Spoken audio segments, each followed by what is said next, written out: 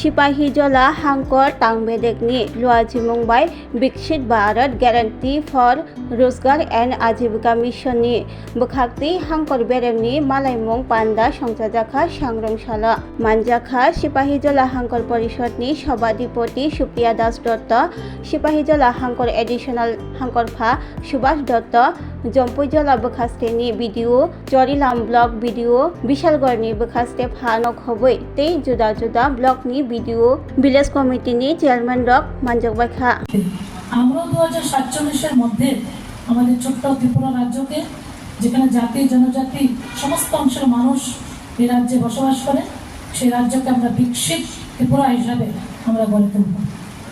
আর আমাদের মাননীয় প্রধানমন্ত্রী এটা অনুভব করেছেন যে পঞ্চায়েতের উন্নয়নের মাধ্যমে বিকশিত পঞ্চায়েতের মাধ্যমে আমাদের দেশের যে আত্মনির্ভর ভারত বা বিকশিত ভারত সেটা সম্ভব।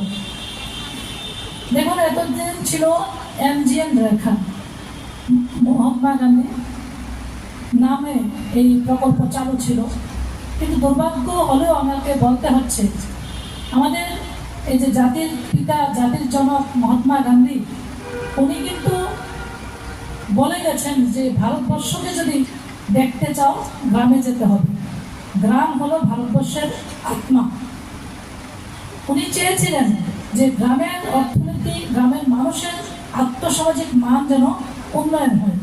ওনার যে আদর্শ নীতি সেটাকে বাস্তব রূপ দেওয়ার জন্য বিগত যারা NDA মানে UPA সরকার ছিল তখন ওনার নামে এই প্রকল্প 2005-এ স্টার্ট করেছিল। কিন্তু আমরা দেখেছি বিগত দিনে রেগার মাধ্যমে বিভিন্ন ব্লকে ব্লকে দুর্নীতি করা হয়েছে।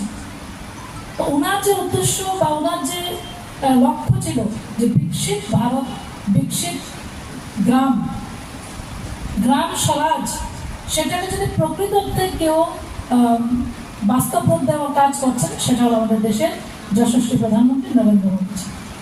তো আমার যারা প্রধানরা এখানে আছেন, যারা মাননীয় চেয়ারম্যান ভাইস চেয়ারম্যানগণ আছেন, যারা পঞ্চায়েতের আধিকারিকগণ আছেন, ব্লক বিডিওরা আছেন, আপনাদের কাছে আমার অনুরোধ থাকবে যে আমরাও চাই আমাদের জেলাকে বিকশিত জেলা হিসেবে গড়ে তোলা। আমরাও এই শুভ মুহূর্তের সাক্ষী হলাম এবং আমরাই কাজ করব। কেন্দ্র সরকারের রাজ্য সরকারের যে সকল কল্যাণকারী প্রকল্প আছে প্রত্যেকটা প্রকল্পের সঠিক বাস্তবায়ন আমাদের মাধ্যমেই হতে হবে।